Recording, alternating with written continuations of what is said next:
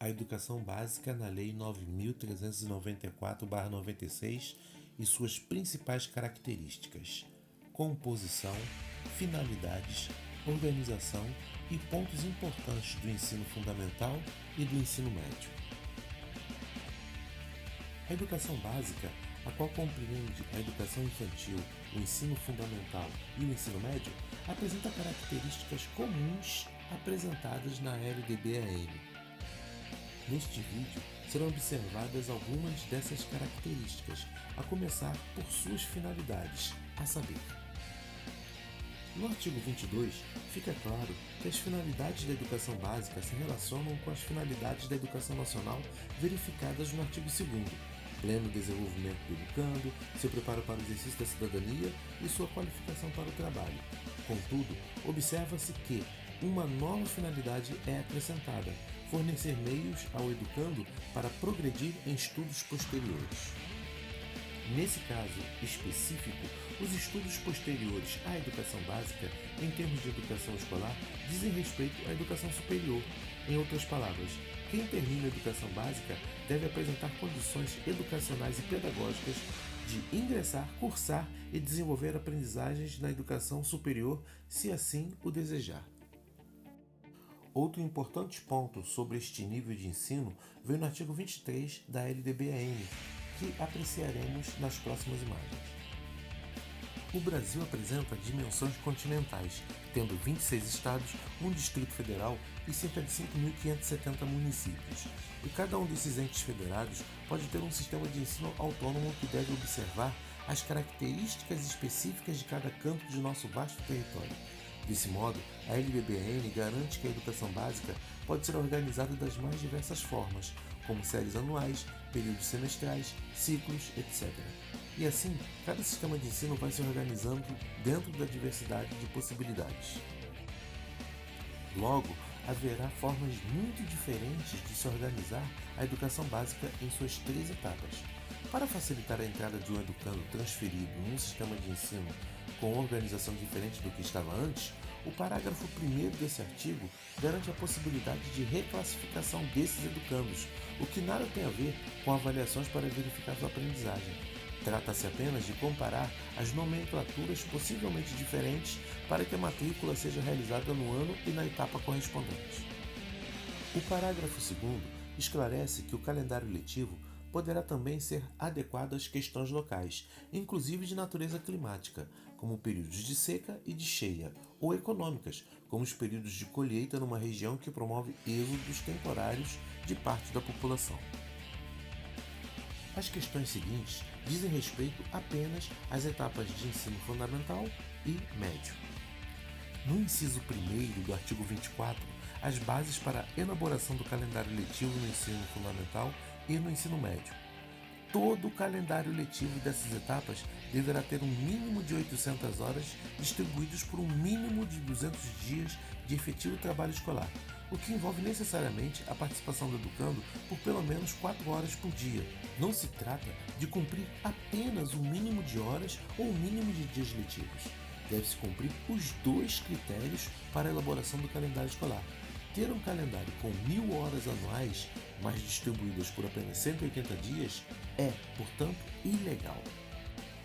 Na sequência, a LDB-AM fala da classificação, ou matrícula, dos educandos nas 2 etapas da educação básica em destaque, que são o ensino fundamental e o ensino médio. Vamos observar essa classificação em seguida. A classificação no primeiro ano do ensino fundamental deve ser realizada apenas com base na idade.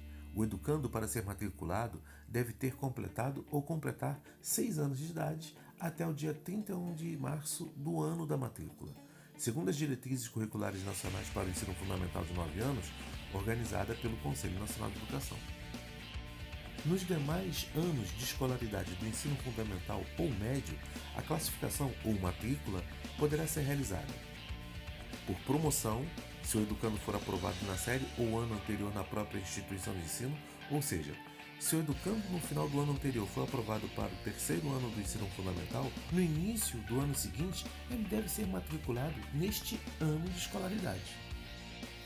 Por transferência, se o educando foi transferido da escola A dizendo que ele deve ser matriculado no 6º ano, chegando na escola B, isso não deve ser ignorado. Independentemente da escolarização anterior, caso não haja como comprovar sua escolaridade, ou de nunca ter estudado numa escola regularizada, ou ainda estar com idade avançada para determinada série ou etapa. Nesses casos, a escola poderá realizar uma avaliação com o educando para saber em que série ou etapa deve ser matriculado, observando seus conhecimentos e sua faixa etária e, claro, as regulamentações de seu sistema de ensino. Tem-se ainda, para o ensino fundamental e para o ensino médio, os seguintes itens verificados nos incisos 3º e 4º.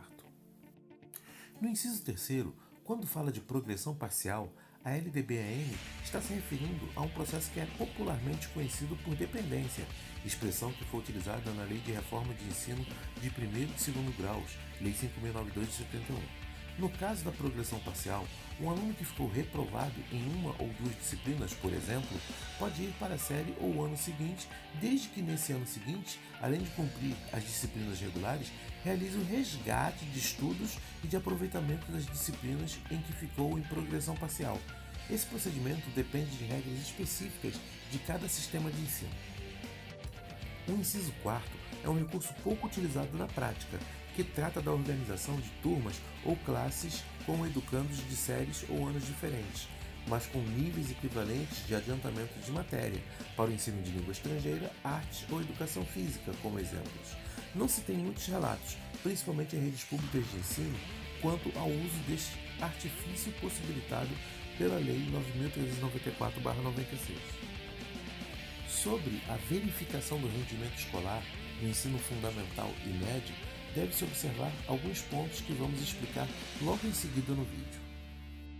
Na alínea A, define que a avaliação deve ser contínua e cumulativa do desempenho do aluno, isto é, necessita ser realizada no cotidiano das aulas, considerando os conhecimentos já construídos pelos educandos. Desse modo, a avaliação só pode ser compreendida como um processo e não como um somatório de momentos fragmentados, sem relação entre si. Por isso, os aspectos qualitativos devem prevalecer sobre os quantitativos nesse processo, assim como os resultados obtidos durante todo o ano letivo devem também ser mais importantes do que os resultados de possíveis provas finais. A linha B apresenta a possibilidade de aceleração de estudos para os educandos com atraso escolar, o que é verificado pela idade distorcida em relação à série ou ao ano de escolaridade.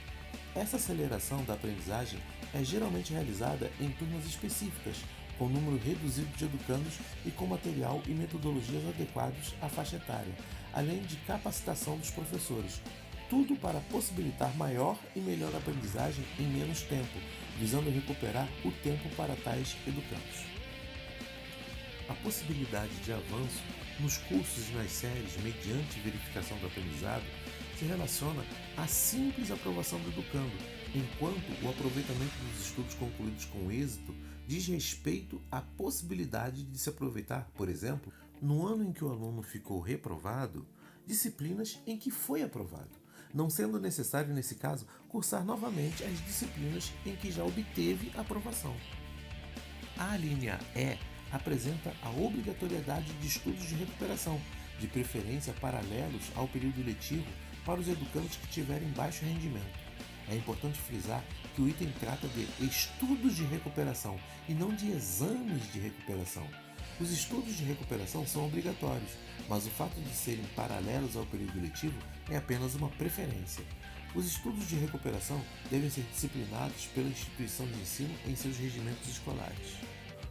Continuando a análise dos itens do artigo 24 da LDB-AM, pode-se perceber que, no inciso 6º, verifica-se que o controle de frequência dos educandos fica a cargo da escola, observando seu regimento e as normas de seu sistema de ensino.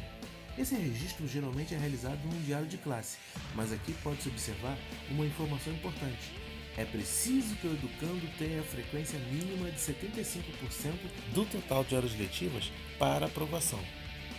Assim sendo, um educando que tiver uma frequência inferior a 75% do total das horas letivas, ainda que tenha excelentes notas, se isso fosse possível no processo avaliativo contínuo e cumulativo, dando prioridade aos aspectos qualitativos da aprendizagem, esse educando ficaria reprovado pela frequência. É bom observar que essa reprovação não é pela frequência insuficiente por disciplina, mas tendo como parâmetro o total de horas letivas de todas as disciplinas. A expedição de documentos, como declarações, diplomas ou certificados, é dever da instituição de ensino. E para fechar essa parte da educação básica referente ao ensino fundamental e ao ensino médio, verifica-se que o parágrafo 1º aponta para o aumento da carga horária mínima do ensino médio de 800 horas anuais para um mínimo de 1.400 horas anuais, já devendo oferecer ao menos 1.000 horas anuais até o final de 2022. Essa já é uma realidade percebida em muitos sistemas de ensino que lidam com essa etapa da educação básica. O parágrafo 2º, que indica a oferta da educação de jovens e adultos, modalidades de ensino associada ao ensino fundamental e médio e de ensino noturno regular, ainda enfrenta alguns problemas, como a falta de um recenseamento para saber quantos integram essa população que necessitam a EJA e as adaptações metodológicas.